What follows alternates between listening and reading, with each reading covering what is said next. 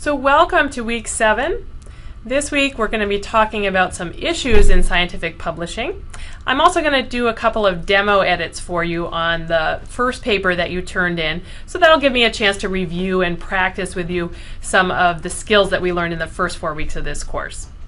In this first module, I'm going to talk about the issue of plagiarism. So of course, all of you I'm sure are familiar with the concept of plagiarism. It's basically when you're trying to pass off some other person's writing, or also potentially some artwork or tables and figures, trying to pass it off as your own. And of course, everybody's aware that you shouldn't plagiarize, and I think most students have a pretty good concept of plagiarism at sort of a high level.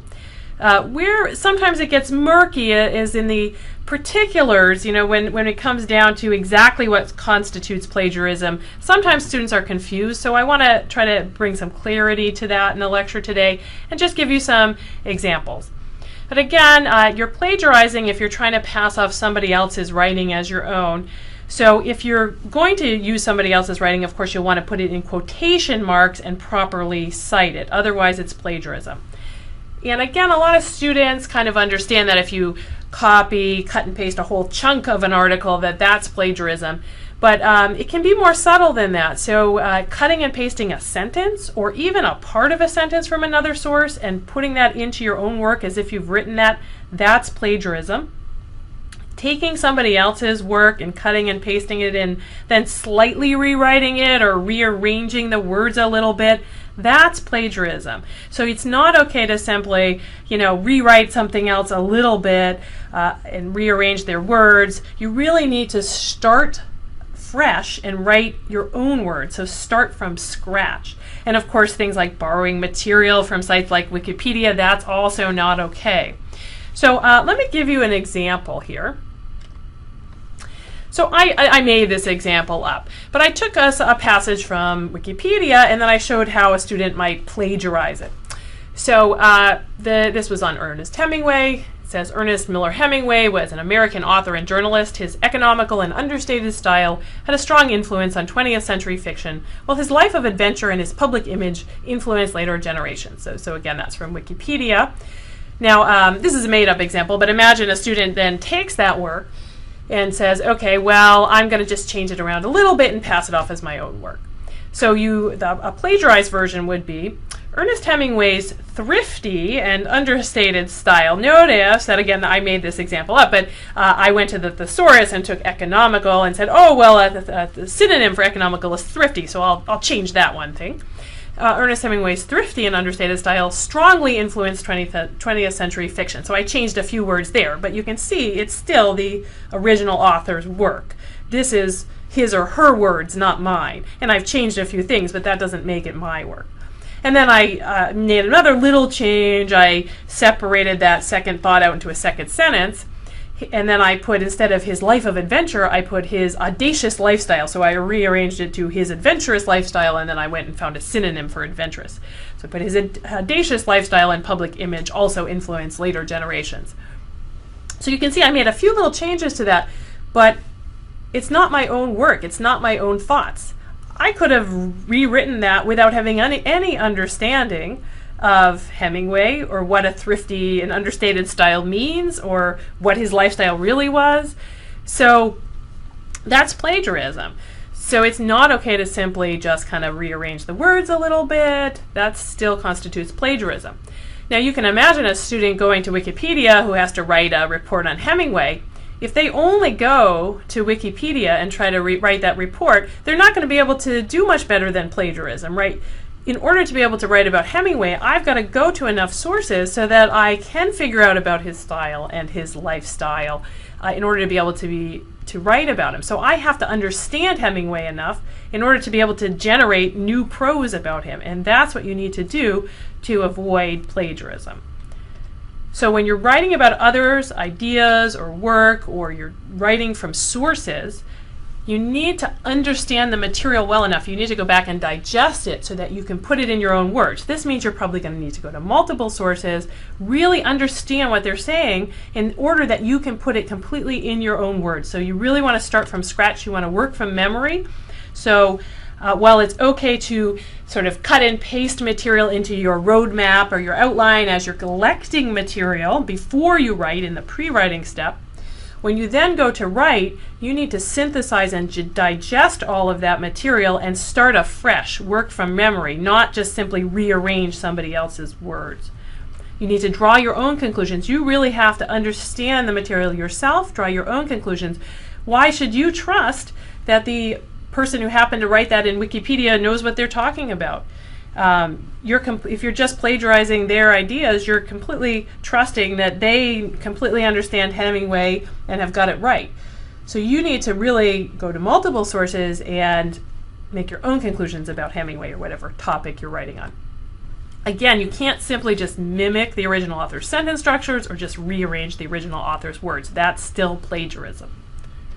Another thing that students often are less aware of is that there's a concept called self-plagiarism. So recycling your own writing or data from one published paper to the next, that constitutes self-plagiarism, and that's also misconduct. That's also a no-no. So this would be things like, say you've published a paper, you copy a whole chunk of that paper and put it into a new paper, or you slightly rewrite the text from the old paper. The problem is that if you're just rehashing old material, why are you even publishing a new paper at all? If you have to rehash completely old material, that means you don't have anything new to say. So you cannot copy your previously published text. And of course, also there's the issue of that text is now copyrighted and owned by the journal, the published text, so it's not okay to use it again as well. So you actually cannot plagiarize from your own work. And there are some small exceptions to this in the sense of sometimes the experimental methods section of a paper. You may have done one experiment that yields many different data sets that you then write several papers about. And so some of the experimental methods from those papers may overlap. So if there's some repetitive material in the text of the experimental methods, it should not be a complete copy, or it should not be huge chunks of text that are copied. But if some of the materials and methods you explain in the same way in multiple papers, journal editors are usually fine with that. But you don't want to take whole sections out of your introduction section and just copy those. You actually need to start afresh and write new. Otherwise, again, why are you writing a new paper? Authors sometimes also engage in something that's not exactly plagiarism, but is sort of similar and related, and that's duplication of their old results and their old data. So sometimes an author will take something that's already published, a data set that's already published, and maybe add a little bit of new data to it and present the whole thing as completely new data. So that's a no-no, because then you're putting two things in the medical literature, two pieces of evidence, as if they're two independent pieces of evidence, and they're not. Of course, you're also just padding the medical literature with extra material that's, a paper that's not necessary. So you don't want to do that. You also don't want to submit the same data set or overlapping data sets to multiple journals at once. Journal editors often will catch that, and sometimes the reviewer for one journal is the same reviewer as for the other journal in these kinds of topics, which there's certain experts in the field. So that can get caught, and again, there's no reason that there should be multiple publications. That should all be in a single publication. So you want to also avoid self-plagiarism in this kind of duplication, and journals are becoming more savvy to all of this. It's becoming easier to detect these kinds of things now in the digital age. So a number of journals are using software that's been specifically developed to detect both plagiarism and self-plagiarism and duplication. It's very easy if you're looking for this kind of thing. If you're on the lookout for it, it's fairly easy to detect plagiarism. And the way the software works is it's looking for a lot of similarity between the newly submitted paper and other papers that are already out there in their database.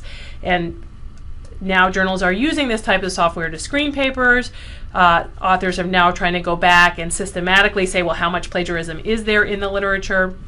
Even if you don't have access to sophisticated software like that, in fact, it's actually fairly easy to catch plagiarism simply by using Google or another search engine.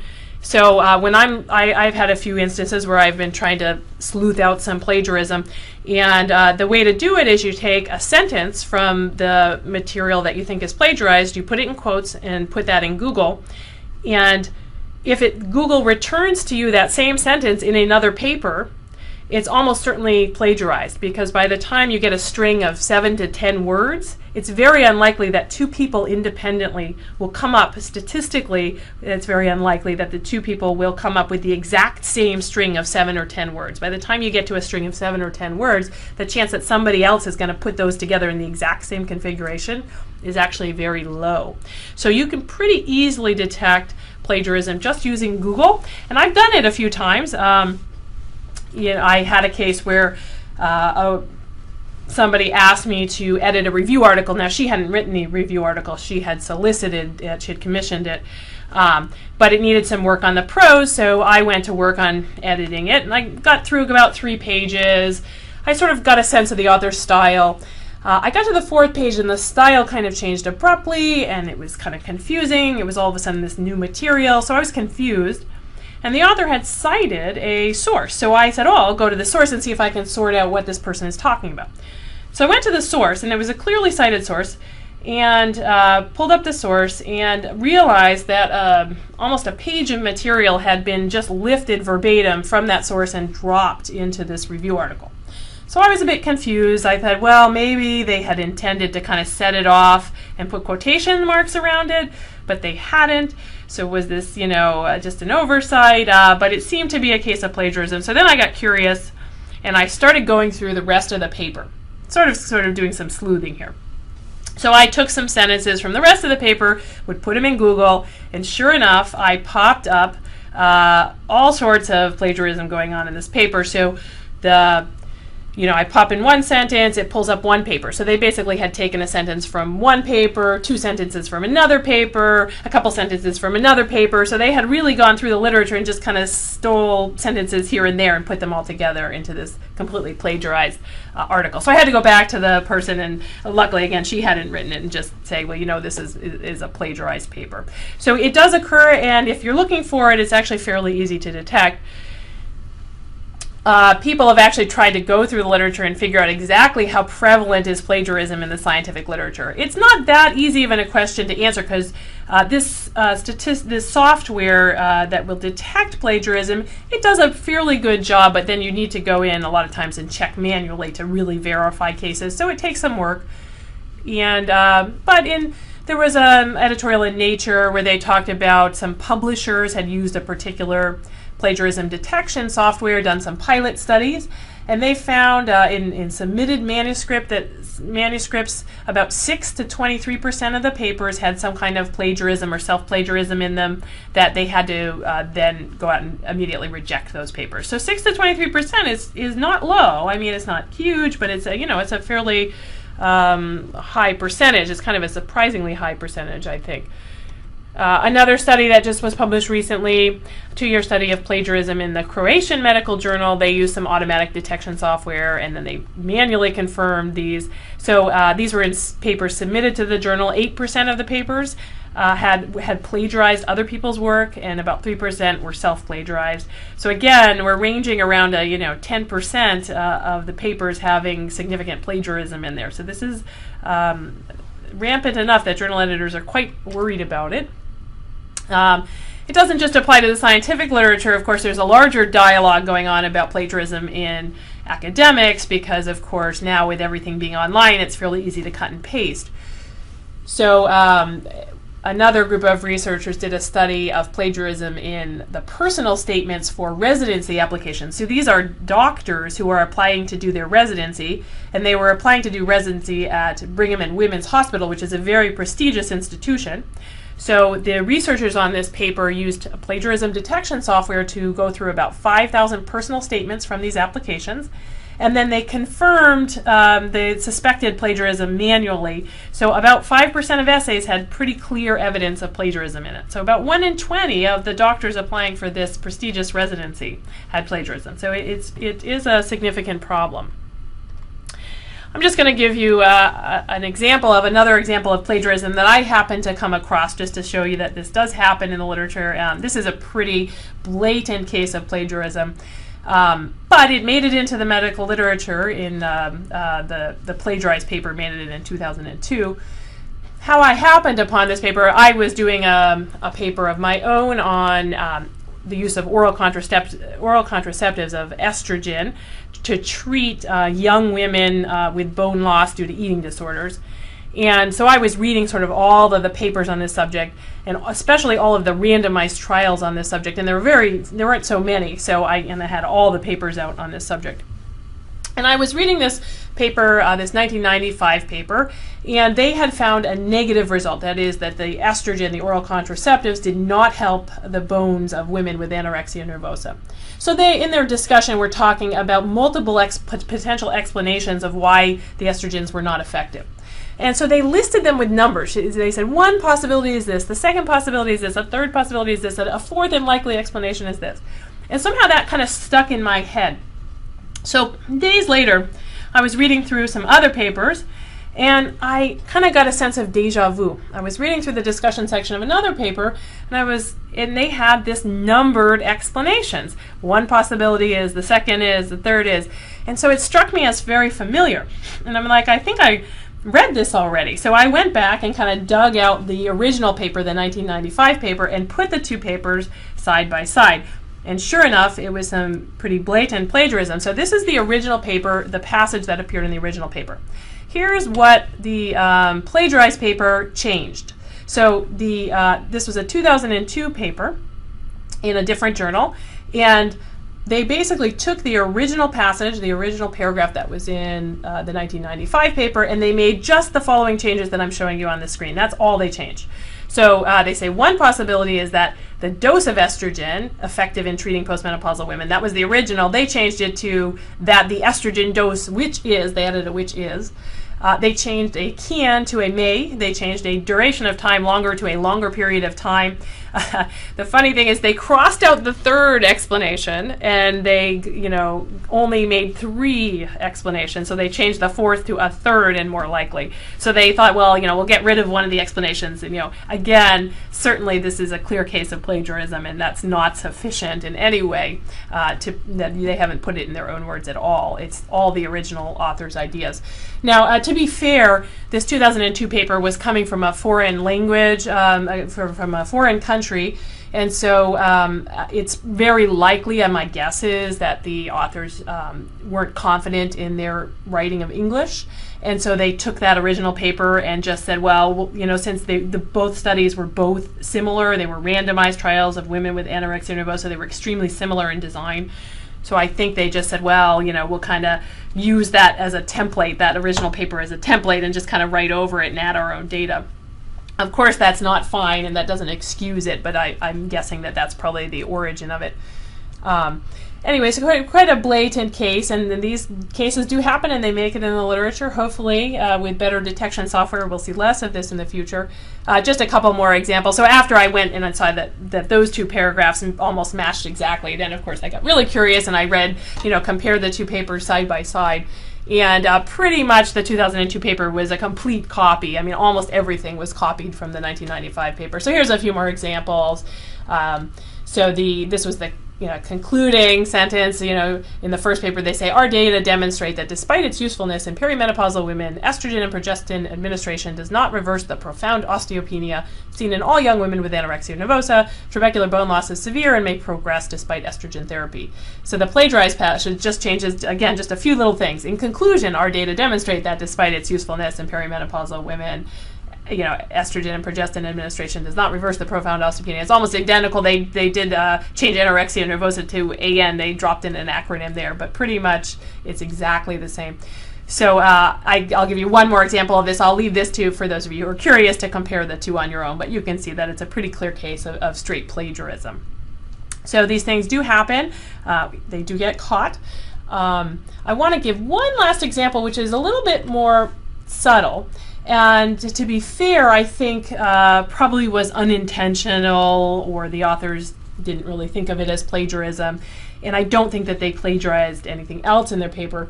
But I was reading a paper, a 2009 paper, and I came across this sentence: recent registry-based and hospital-based studies have documented a statistically significant increased risk of melanoma after breast cancer with standardized incidence ratios ranging from 1.4 to 2.7.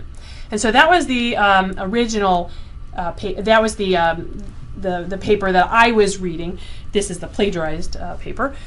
And I actually wanted to know more about those numbers, the 1.4 to 2.7. I wanted to know exactly where those came from. I wanted to dig back to the primary literature. So I started to look at the references of the 2009 paper, and their fifth reference, which isn't in this sentence, actually is not referenced here, but is referenced in the next sentence. Their fifth reference, when I got to it, I saw the exact same sentence. So the original paper, the 2004 paper, said, although earlier registry-based analyses of second neoplasms after breast cancer did not detect an increased risk, there's a little bit kind of an introductory clause here, but then we get the exact same sentence. Several recent registry-based and hospital-based studies have documented a statistically significant increased risk of melanoma after breast cancer with standardized incidence ratios ranging from 1.4 to 2.7. So it's an exact copy, and you know. And also the references 1, 2, 3, and 4 are also an exact copy. Interestingly, they didn't copy reference number 5 for whatever reason. But you might think I'm being a little nitpicky here. Well, okay, so they copied a sentence, you know, and again, I didn't find any evidence of plagiarism in the rest of the paper, and of course I got curious and I did look for that. But this is still plagiarism, and it's problematic, not only because it's a copy. You know, again, maybe the authors just lifted it and they intended to change it and they forgot, or but what's more sort of insidious and problematic here is that I can pretty much guess that the authors of the second paper didn't bother to go back to references 1, 2, 3, or 4. They just trusted that the authors of the 2004 paper had got this completely right and had summarized those numbers, 1.4 to 2.7, completely right. And as I've mentioned before, that's not a good assumption to make. You're trusting that those other authors got it perfect and that they've summarized those 4 references, and you need to really go back to those 4 references and make your own conclusions on them, because otherwise that leads to all the kinds of problems that I talked about with references being cited and poorly propagated through the literature. So again, I want to emphasize, you know, go back to your own research, or own original primary literature, the primary article. Do the research, synthesize everything on your own, write it de novo on your own. Don't just simply lift even ideas from other people, or you know, other people's synthesis of things. Don't trust that they've necessarily got it right. And of course, certainly you don't want to lift the exact language as well. The preceding program is copyrighted by the Board of Trustees of the Leland Stanford Junior University. Please visit us at med.stanford.edu.